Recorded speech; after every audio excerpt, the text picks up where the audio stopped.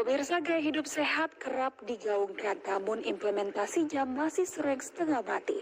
Hal inilah yang menjadi sorotan dalam buku berjudul Sehat Setengah Mati. Buku yang mengacu pada Health Belief Model ini resmi diluncurkan dalam sebuah acara yang dihadiri oleh berbagai tokoh dari kalangan medis, akademisi, hingga penggiat gaya hidup sehat. Dan buku Sehat Setengah Hati oleh Dr. Ray Wagyu Basrowi boleh memandu acara pada bertempat di salah satu pusat pembelanjaan di Jakarta. Peluncuran buku Sehat Setengah Hati berlangsung meriah dan syarat makna. Buku ini ditulis oleh Dr. Ray Wagyu Basrowi, seorang dokter dan peneliti yang selama ini aktif menyuarakan pentingnya pola hidup sehat secara menyeluruh. Buku ini mengangkat realita di masyarakat yang seringkali hanya menerapkan gaya hidup sehat secara parsial, baik karena kurangnya edukasi atau sekadar ikut tren tanpa memahami efisiensi sebenarnya. Dengan menggunakan Health Belief Model, buku ini diharapkan dapat mempengaruhi perilaku masyarakat terkait kesehatan guna mengadopsi gaya hidup sehat.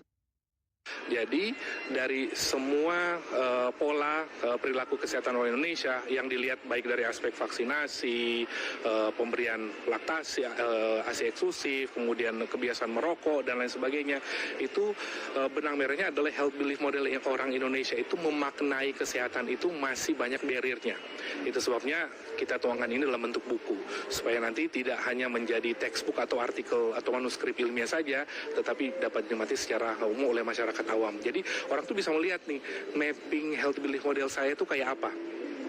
Jadi saya kemudian dapat merefleksikan itu dalam bentuk cues to action dalam hal perilaku kesehatan. Itu harapannya buku ini.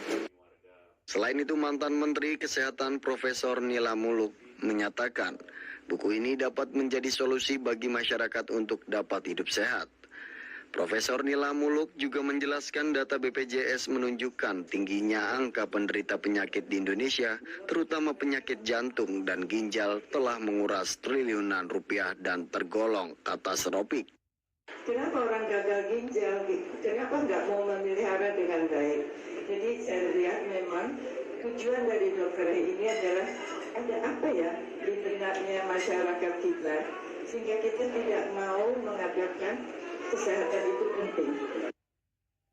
Ray Wagyu Basrowi yang juga pernah berkarir sebagai penyiar berita TVRI berharap buku ini bisa menjadi jembatan pemahaman bagi masyarakat untuk lebih kritis dan konsisten dalam menjalani gaya hidup sehat.